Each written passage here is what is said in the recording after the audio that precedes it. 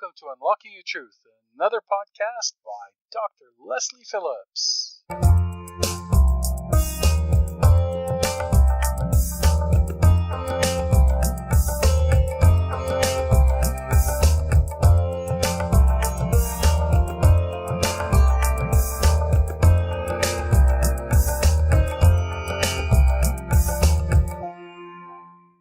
Well, hello listeners, and welcome to Unlocking Your Truth with Dr. Lesley and with Corey. Hello, everybody.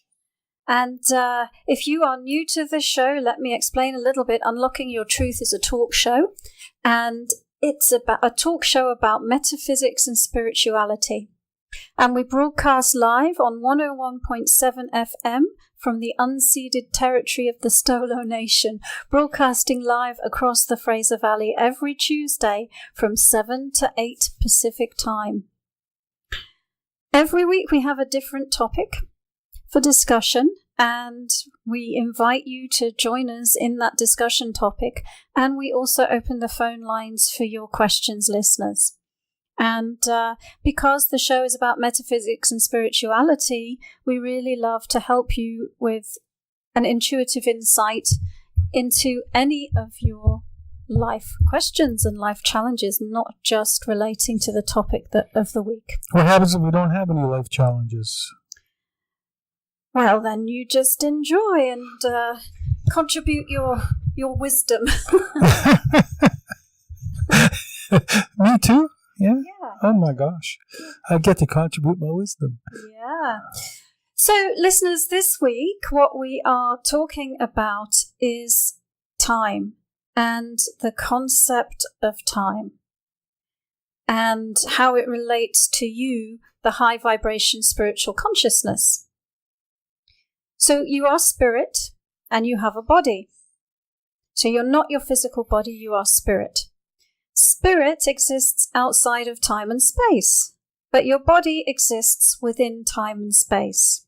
So these are two key differences between body and spirit. And so what we might say is that an awakened human is someone who's able to focus within time and space through the body, but without completely being limited by these aspects of time and space, and while remaining aware of his or her higher consciousness and multidimensional nature. So let's start by talking about what is time. And as we go through, I might share a scientific perspective and a spiritual perspective. Oh boy. So the first thing is, what is time? And physicists define time as a progression of events from the past to the present and into the future. We exist in three-dimensional space where we can measure length, width, and depth, or length, height, and width. And then time introduces a fourth dimension into our reality. And along the arrow of time, we are measuring how things change from one moment to the next. And we measure the passage of our lives through time, don't we? You know, we watch the days, we watch the hours, we watch the minutes, we watch the months, and we watch the seasons go by. You know, we work 9 to 5 in a job, and we use time to measure how well we're progressing in what we're doing. We take the weekend off and we have leisure time. Everything we do pretty much is governed by this concept of time. We even talk about our age and make assumptions about what our bodies should look like based on how much time has passed by. And while this might be meaningful for the body, which is embedded in time and is embedded in this three-dimensional space, it is not the realm of spirit, although spirit is projecting its consciousness into this 4D reality. That's quite evident when you think of the banks. They're the ones that, the money lenders, as they would say in the Old Testament, the banks deal in time. They don't deal in anything else, really. They have your money, but it's the time. How long do they lend you the money for? How long do they have your money so that they can invest it? How long before they get their money back from the investment? They deal basically in time. Well, money is their product, but time is is their ocean of making it. That's true. Okay, and so then what about this concept of timelessness? So I said at the beginning, you are spirit and you have a body, and spirit exists outside of time and space. Spirit exists in timelessness. So the scientific perspective, according to physics, if a system doesn't change at all, then it's timeless. Now, spirit exists in the realm of timelessness and oneness. And the oneness of spirit is a realm that contains everything, absolutely everything. Everything there simultaneously existing together, including all possible moments in the quantum field of infinite possibilities. Spirit creates a physical body within time and space to experience separation from this oneness, so that it can experience the results of its actions being reflected back at it, so that it can make choices and operate from free will. And this experience that we have of free will and making choices and seeing the results of our thoughts and actions pop up in future time, that's not possible in the realm of pure spirit, because everything is there in an instant. There is no gap between thought and creation, but there is a gap between thought and creation in the physical realm. All right, so then we talked about this thing, the arrow of time, this progression of time that we perceive from the human perspective, past, present, future, and always going forward in one direction. But interestingly enough, when physicists do equations about the progression of time can flow in both directions. Their equations work just as well, whether time is moving forward into the future, positive time, or whether time is moving backwards into the past, which is referred to as negative time. Yet we, from our human perspective, we only experience time moving forward.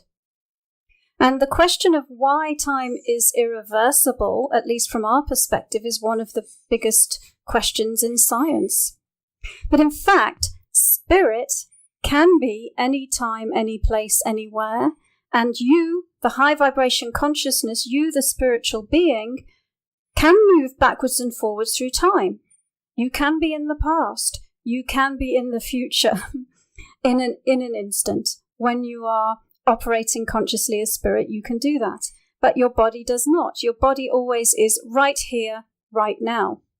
And so sometimes that creates a gap between body and spirit, because you can choose to be here right now and be grounded and present with your body in time and space, or you can be somewhere else. You can be in the past, or you can be in the future.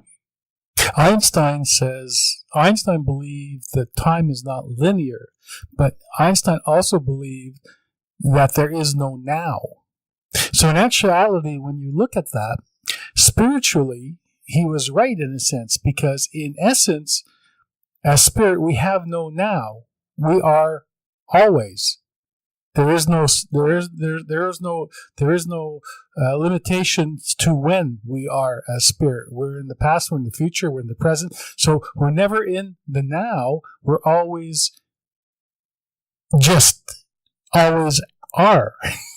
Yeah, in the realm of spirit, we are. But he says that about physicality as well, because time is not linear. A lot of people, like I always like to say that there is only the now. There is no past, no present, because now just exists. But when you listen to his argument's very interesting, because he has a different concept. I think he deals more in the spiritual realm or the non-physical realm, because he deals in physics, which is not necessarily always in the physical realm.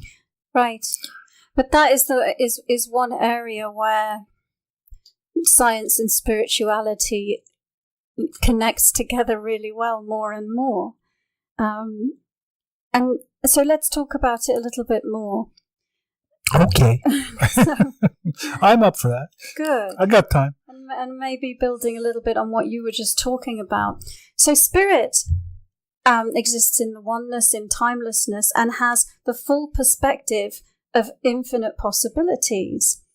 Actually what it's doing is spirit is recreating the body in each unique moment of now.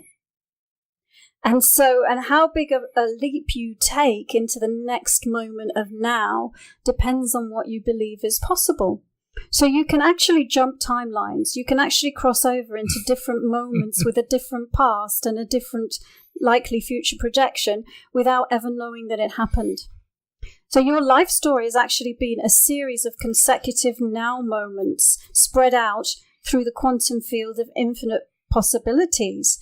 And from Spirit's perspective, all of those moments of your life, which appear linear to you, all exist simultaneously. From your perspective, your consciousness is traveling through them moment by moment by moment to create a sequence that creates the story of your life. No, I like that. That was. You have to confuse us tonight, though. I think. I think so. I was just thinking about books. Books are in the now. That's a really good analogy. Yeah. If you think of a book, all of the words in all the chapters and all the words are in that book now. You can hold the book and it's all there. That's like that. So Spirit can hold the book of your life, metaphorically speaking, that contains everything that's in your life, but you are like the one that's reading one word at a time, one step at a time, one chapter at a time. The story only exists, and then you can go back to physics again, and you said the quantum physics, and the story only exists when the observer is observing it, reading it. Otherwise, the story doesn't exist anymore. Right, but in the context of your life, you're the one that's... Yeah, but your past doesn't exist anymore. It only exists when you're focusing on it. That's true. But even then, it doesn't exist anymore because, in essence, we call it the past. Well, it exists, but it doesn't exist for you in the now moment. It exists in the quantum field of all possible moments. But from you, in your perspective, right here, right now, it exists. And it exists as a concept or an energy or a thought form that you are remembering and keeping in your energetic space. Okay, folks out there, just if you're laying there going, help, I don't know what she's talking about, relax, it'll all come clear. I think we're losing them. I'm having fun. I don't know about that, but I think it's great. Time is, and very interesting. Time in our concept of time, when we think about the calendar was only created in medieval times so that moneylenders could actually have do a calculation when they lent money out. That's the Julian calendar, but there were other calendrical systems before. No, but they used the calendar. The calendar was created, the Julian calendar was created specifically for that. Yep. All right. So on we go. Talking about the concept of time. Yes. And for those who are just joining us, good luck. But really, I mean, the main point that we're getting across here is that you are spirit. You are not your physical body. Your physical body is embedded in time, space, reality. And you, the spiritual consciousness, exists outside of time and space. So there are some key differences between body and spirit. Spirit has a very high vibration. Body has a very low vibration. And so on and so forth. And for body and spirit to work together in harmony, which is what we're meant to be doing here, which is really what enlightenment is. Enlightenment is about you being awake and aware within your physical body. And so it's necessary to bridge that gap in differences between body and spirit, and to understand the difference between body and spirit in order for you to consciously operate as spirit through the physical body. Okie dokie. How are we doing for time? We're good. Yeah, the radio station still, deals in specific amounts of time. Yes. Yeah, in fact, it does, doesn't it? Very, very specifically. Yeah, exactly. All right, so going on with talking about time and wanting to make it relevant and approachable to all of you listeners out there, what we're talking about. And so, I mean, we as we've been saying, we use time as a reference point. We synchronize our watches. We agree on reference points in time so that we can meet up, or so that we can have a deadline and accomplish something within a certain period of time. And yet, interestingly enough, as we were just saying, time is relative. And so if you have a clock that's in orbit around the planet on a satellite, or if you have an airplane even that's traveling above, way above the surface of the Earth, time moves. They record time more slowly than time passing on the Earth, and so it's possible. In these, I'm sure you've all seen these science fiction movies about space travel, where you can leave the planet and go off into space, and when you return, even though, say, 10 years has passed by for you, hundreds of years may have passed by on the surface of the planet. So it's mind-bending. And and then there's also the converse temporal paradox of time travel, which says, if I go back in time, what if I go back in time and I see yourself, or kill my grandparents? Then I will never exist. Right? What would Sheldon on the Big Bang say? Well, so and then you bring back in quantum reality and say, well, all of these probable moments exist, and so you just have to move back into a probable moment where you exist from the one where you shifted it so that you didn't exist. So it gets very complicated. But I think we've probably. Well, actually, there's one more thing that I was going to talk about, and that was the perception of time and the human brain. And maybe people will have had some personal experiences of this. So the human brain actually tracks time through the pineal gland and through the hypothalamus, because these are the areas of the brain that relate to circadian rhythms. Okay, and so they pick up signals like light and dark and hot and cold. And so in actual fact, it's possible for certain drugs that and neurotransmitters to alter the perception of time. Because a chemical that would cause a neuron to fire more quickly would speed up time, and a chemical that would decrease how fast a neuron fires might slow down time perception. And I'm sure that you've all noticed, like, if you're having fun, we've got this saying, haven't we? Time flies when you're having fun. Or if you're in emergency, then time really, really slows down in an emergency.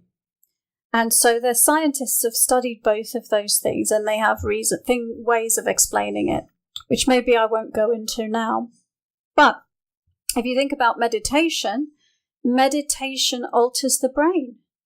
Meditation actually will alter the brain waves during a meditation, and if you are someone who meditates consistently over time, it actually changes the structure of the brain. It changes the grey matter and it changes the white matter. Certain regions of the brain grow stronger as a result of meditation. And so I believe that it's possible to, in a meditative state, also alter your experience of time. I think, and meditation can open a doorway to the eternal realm of spirit that we've been talking about. And you can enter into states of timelessness and oneness through meditation. And you can, through meditation, consciously create your future, heal the past, observe the past and future using your intuitive faculties, because which give you a window into the perspective of spirit, which is outside of time and space. So your intuitive faculties belong to you, the high vibration spiritual consciousness. And that's how we can peer into the multi-dimensional realm using those faculties. All right, so now we're going to go to a break for some ads on, but you've been listening to Unlocking Your Truth with Dr. Lesley on 101.7 FM, and we will be back in a few minutes after these messages. Welcome back, listeners. You are tuning in to Unlocking Your Truth with Dr. Lesley and with Corey. And Unlocking Your Truth is a talk show about metaphysics and spirituality.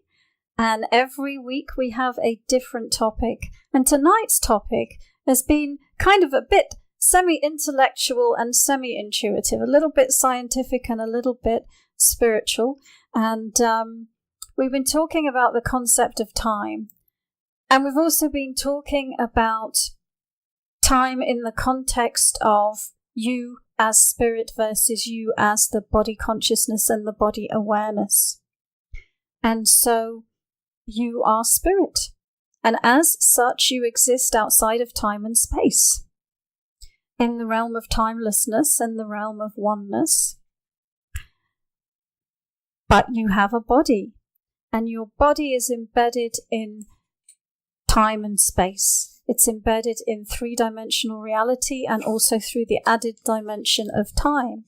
And time is a creation of spirit in order that we can separate out our consciousness from this realm of timelessness and oneness, where basically there's no gap between having a thought or a concept or a desire and it manifesting, because everything is one. And it is one now. But in time and space, there is a gap. And so we get to have thoughts and desires and send that signal out, broadcast that signal out. And then after a gap of time, we have the result of what we were thinking, what we were believing, or what we were desiring being reflected back at us through that future time experience. It's interesting. Well, I enjoy, Dr. Lesley, I enjoy when we take our walks and we look at our world and see differences in our world and realize that we've changed realities, that we've flipped into a different reality or different time zone or whatever. It's kind of interesting how we actually are both on the same wavelength when we do that. Give us an example if you can. Just walking along and all of a sudden there's a building there that we never saw before. Right, I think that happens to everybody. Yeah, it happens to everybody. Yeah, that's what I'm saying. It's part of that whole concept of time and reality and time and shifting time. Yeah, I sometimes get people writing to me where they are conscious of jumping timelines. That's what I'm saying. And yeah, exactly. And even conscious that a whole series of new memories have somehow got slipped in there that weren't there before to back up the reality that they've jumped into. So anyway, it's the time in the show where we will answer questions, and so if anybody that's watching on Facebook wants to ask us a question, then please type your question in. And if not, I hope we've got some email questions as well today. And for those listening out in on the airwaves, if you want to call in. That's right. You can call us on 604-504-7441, extension 4142. And once again, that number is 604-504-7441, extension 4142, and we do take callers live in the studio, live on air. We always use a made-up name so that you're incognito. You don't have to use your real name when you talk to us live on air. And we'll just use initials when we're using your question from Facebook. Facebook, exactly. And also, if you do want to send in an email question, you can write it to info@drlesleyphillips.com. So what do we have any questions about time? or confusion? Confusions. All kinds of people are confused about one thing or another. Here's a question from Iana in the U.S., and she wants to know, am I going to survive my health problems? Gosh.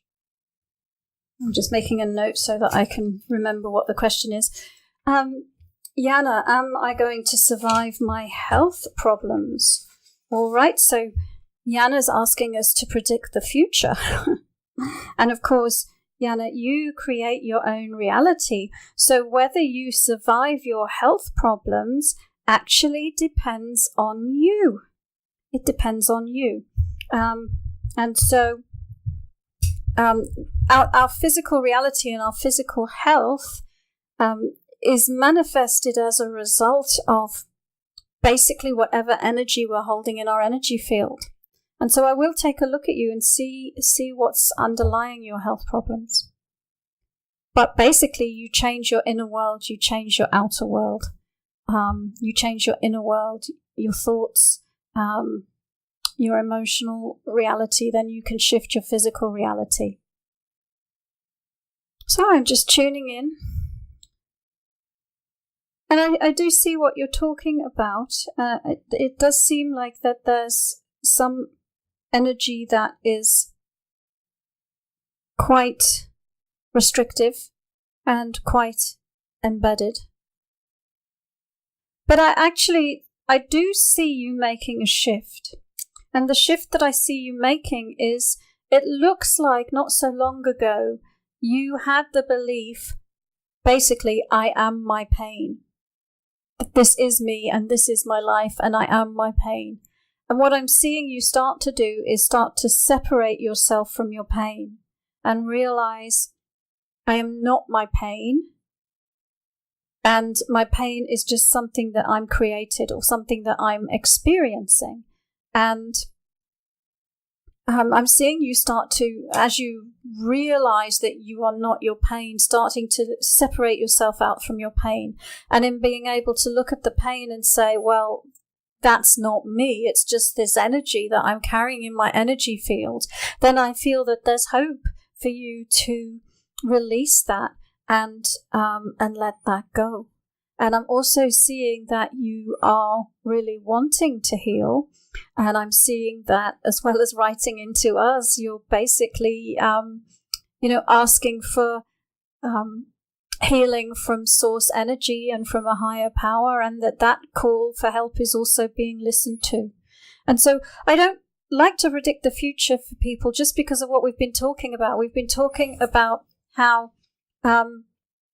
really you create your future, and what exists in terms of where we are it's like a field of infinite possibilities, and then a series of different probabilities depending on what's the most likely future given the current set of circumstances.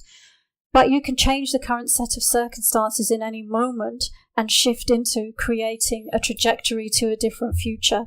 And so and you are doing that. You are changing. I am seeing that you're changing. And I'll look to see if there's any belief structures as well that we could comment on besides what we've said. But it looks like actually the thing that you're just saying now is how. I don't know how. How do I let go of it? And there are different ways that you can let go of it.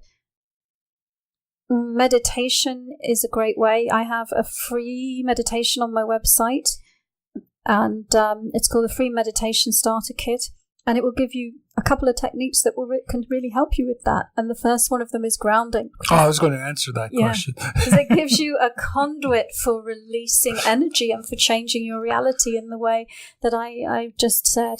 About telling the future, Edgar Cayce says that prophecy, a prophet's job or prophecy, is only to give you information so that you can make the changes that it will or will not happen. And I completely agree with that. Like, I feel like my role as an intuitive is to just deliver information that empowers somebody to make their own decisions and make their own choices. Okay. I have a question from KZ on Facebook, and she didn't hear the first part of the show, but you can always pick that up from our podcast, KZ. Next Tuesday it'll be live on air. And her question is, she's wondering about tips for manifesting what you want. My focus has been on this, lots of energetic work and filling my thoughts, but not sure if not sure. Can you start again, Corey? Sorry. I can. I was adjusting a knob. You're adjusting a knob. On the console. Okay, so she'd like to know about manifesting what you want. And she says, my focus has been on this a lot. Lots of energetic work and filling my thoughts, but not sure if there's more that can be done. Yes. Okay, so we have a question about how to manifest what you want and doing lots of energy work and filling your thoughts. Okay, well, let me take a look. Let me take a look at you and see. The first thing is what a bright ball of energy you are. And that's a good thing, actually, when it comes to manifestation, because basically, the way manifestation works is you get what you are. So whatever energy you're putting out, that's like a signal to the universe that's saying, match me up with more of this. And so if your energy vibration is, if you, and I'm seeing you've got this really bright energy vibration. So let's say there's a specific thing that you want to manifest. So so first of all, you have to know what you want. Because if you don't know what you want, then you can't manifest. Then you have to believe you can have it. And a lot of people fall down because they don't believe they can have it. So if you've got stuff around unworthiness, or self-doubt or doubt that you can create what you want, that doubt and that unworthiness will go against the grain. And so you have to know what you want, believe you can create what you want, and then rather than being stuck in the thought pattern that says, I want this, I don't have it, but I want it. I wish I had that, but I don't have it, and I want it. Because it's, because I need it, then that keeps you constantly stuck in that, I want this and I don't have it, I want this and I don't have it. So the other trick is to move your vibration into the feeling that you would feel if you already had the creation that you are wanting to manifest. Because then the universe goes, oh, well, I'll match that vibration for you because you already are that vibration. The other thing is, sometimes people are not that great at, they can be great manifestors, but not great receivers. And either they don't recognize their manifestation when it comes to them, and so it passes them by, or they reject it, or they can't hold on to it. They don't allow themselves to have it. And so, money's a great example. The classic person where the money runs through their fingers, it's sort of in and out. They don't hold on to it. And, so that can be another issue when it comes to manifesting. Anything to add, Corey? On manifestation, I have lots to add. I'll keep it short, though. One of the things about manifestation, you've got to remember that it's actually very, very, very simple. It's a simple procedure.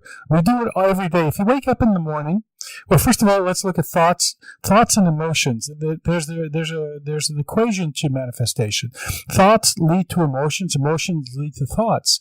If you wake up in the morning and you go, I'm hungry, so you've got a thought. So this thought leads to actions. You get up, you cook, and then you eat, and your hunger dissipates. We take this for granted. This is actually a manifestation in essence. When you look at it, and that's how manifestation works. We think of something, we have emotions around it, and these thoughts create actions. Now, the actions are not necessarily always our actions. These actions create results, and results create your reality. So it's about being specific of what you want, like Dr. Lesley said, being very, very specific about what you want, describing it, and then letting it go. One of the things that we tend to do as human beings is we want to give it up to the universe, or we want to ask for something, and then we want to take control back about how it comes and when it's coming. It doesn't work that way. Once you give it up, once you give up that manifestation or that intention, that's setting that intention, then just let it go. Yes, you can you can think about it, and you can, talk about it in the present term. I have a new car. I have a new car. I have a new car. Eventually, it'll come. And the biggest one I have found consistently in the past 15 years when I work with people on this is what Dr. Lesley said at the end, is people don't recognize when it's coming. I have a friend of mine, and she's single, and she wants a relationship. She wants a relationship. She wants a man. She wants a man. And there are men just floating around her, consistently wanting to take her out and be with her and go and do things. But she doesn't see them. She just doesn't see them. So yes, make sure that you're open, because it'll just pass you right by, and especially if you're not specific about what you're asking for. Oh, great. Okay, well, that's brought us to time for a break. And listeners, you've been listening to Unlocking Your Truth with Dr. Lesley and with Corey. And we're broadcasting on 101.7 FM across the Fraser Valley, and we will be back after these messages. Welcome back, listeners. You are tuning in to Unlocking Your Truth with Dr. Lesley and Corey. Today, we've been talking about the concept of time, and in particular, the difference between the spirit, you, the high vibration spiritual consciousness, who is an eternal being of a multidimensional eternal being of light that exists within the oneness and the timelessness, and the body personality version of you, which is embedded in time and in space.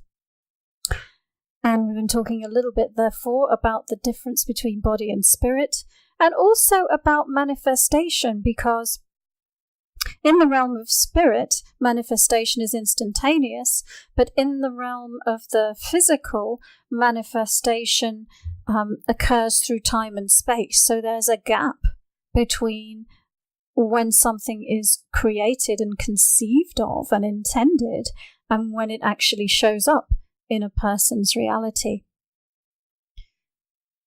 Okay, well, let's see. Okay, I have a question from Ann on Facebook again. Okay. And Ann wants to know,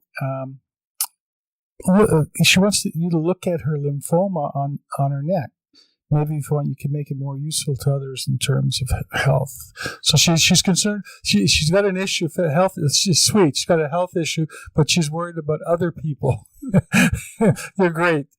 Thank you. I hope she doesn't mind. We'll use her name, Nancy, then. Yeah, so lipoma, it says, on her neck. And isn't that interesting? Just because we're talking about time, we get these things appearing on our bodies, don't we? And then we watch them in time. Is it getting bigger? Is it bigger today? Is it smaller than yesterday? We watch it grow or recede or get worse or get better.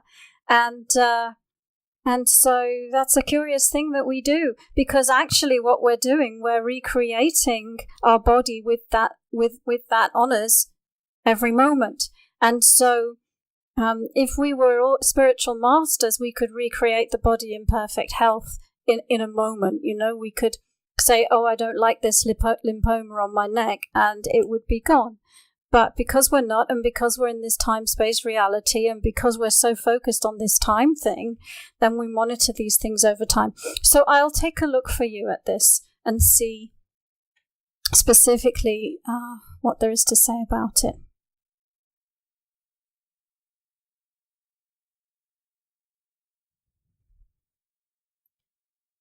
Well, and it's interesting because the other thing that we do, and it seems to me like you're doing this, is there can be some little thing and we focus on it almost exclusively. It becomes like a big major area of focus for us.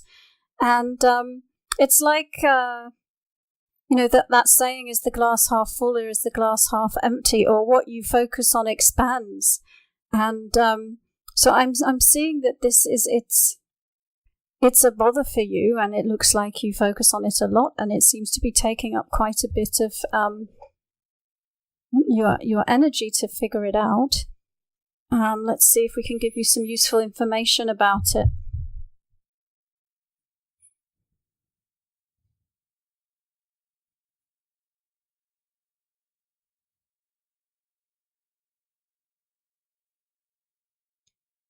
And on one level, there is something coming up that is talking about being stuck on the past or being stuck in the past. And it's sort of like the past is still there, the past is still with you.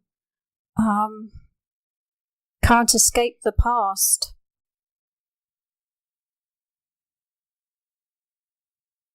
And I'm seeing you. Actually, it looks like working on changing your concepts about reality. But it does look like you struggle a lot with the past and old ways of being, thinking, doing. So, looking for something specific to do with this lipoma. To me, it just seems to, it looks like it relates to just something that you can't let go of, something that you feel stuck with, something that,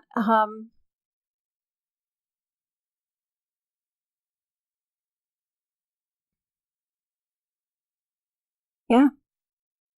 And, I mean, it's positioned on the neck. You didn't say whereabouts on the neck, but let's see if that's got any significance and give us some information about what it is that's stuck.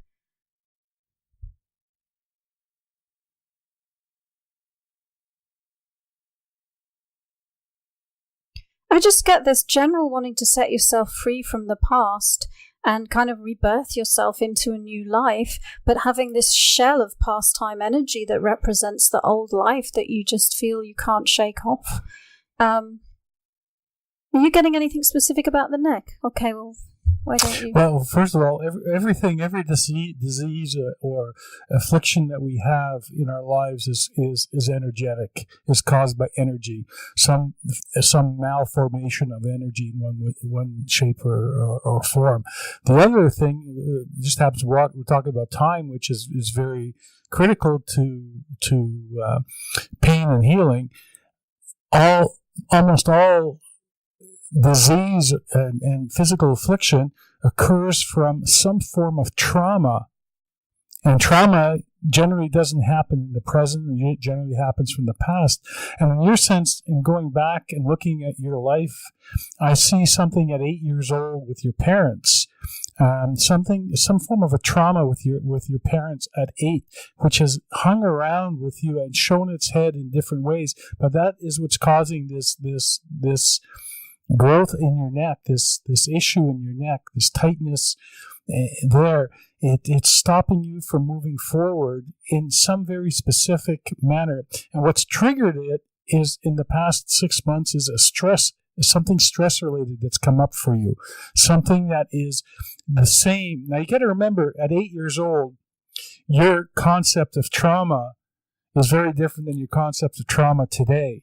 So when you look back, it may trigger with you. It may not trigger right now, but I find with a lot of people that I've worked with, it doesn't trigger right away, but sooner or later it'll hit what the issue was. And then all of a sudden, things start to relieve themselves. It's amazing. That sounds... I happen to know that, and I think she moved back with her family in the last 6 months. So that might make sense. All right, so have we got time for another one? It's like 8 minutes to go, Corey. So, yeah, sure. So anyone on Facebook who wants to post another question, please do. Or I have one here. Or he's got an email one. Let's do that then. Okay. So this is from Deanne in Adelaide, Australia. And she wants to know, romantic relationships, how do I attract a healthy relationship and one that I love in every aspect? Okay, how does she attract a healthy relationship? So again, it's to do with manifestation. So all of those things that we said earlier on with respect to the question we had on manifestation apply here. What is your energy? Because you will attract the romantic partner that you are. And actually, who you attract into your life is reflecting. It's a mirror for you. It's reflecting you back at yourself. So I'm going to take a look at you specifically.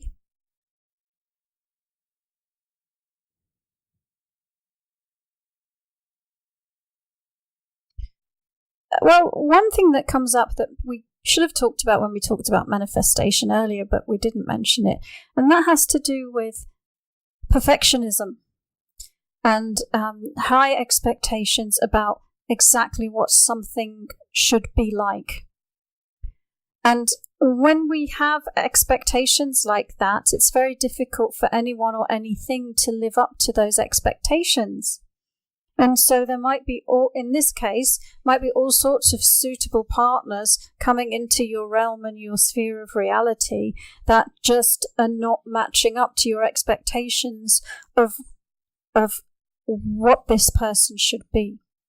And so I'm seeing that you're actually limiting yourself by having these very prescriptive and high-level expectations of other people.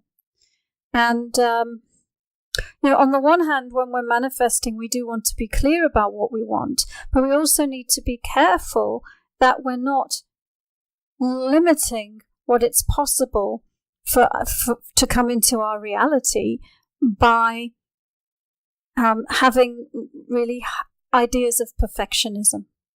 And so I am seeing that's an issue. And so it's this thing about a person being good enough for you and not being good enough for me. And so I'm seeing that it's almost like you want to ask yourself,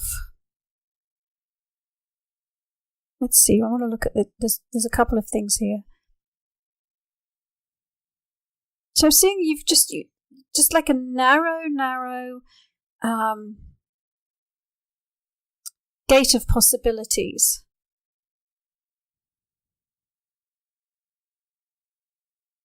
And I see part of it's because you want to protect yourself from being hurt. So part of it is it's a protection mechanism. Part of it is I feel like you might have had a mum who, had ideas or ideals about things that were good enough for her children or not good enough for her children. And I would also ask yourself, where do I feel I'm not good enough? So that's what I got on that. So how to attract romantic partnerships in your case just looks like relaxing and loosening up and letting go of expectations and letting go of how you weigh up and judge people and just being open to the moment, and approach it in a fun way, in a playful way, as opposed to a serious way. My friend, one of my friends, and one of my favorite authors, Sherry Huber, has written a book about that, a really small book, and it's really great. And the title of the book is "Be the One You Want to Find," and that says it all. Yeah. We've actually had a couple of relationship experts on the show recently that we interviewed. Angela Ambrosia, and what was the name of the other one? She's your friend from California, the one you know from California. She's a relationship expert.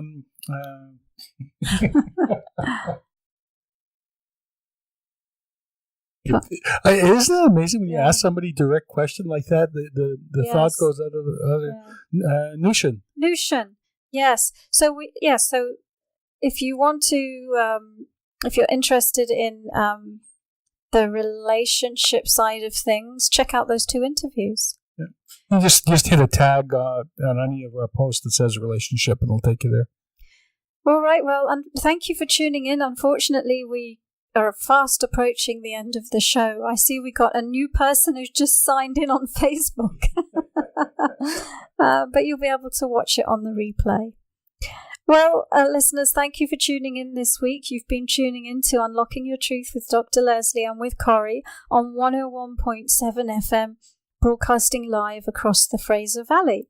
And we are here every Tuesday night from 7 to 8 o'clock Pacific time. And we are also now broadcasting, live streaming the show on Facebook. We started it last week and we will be continuing to do so.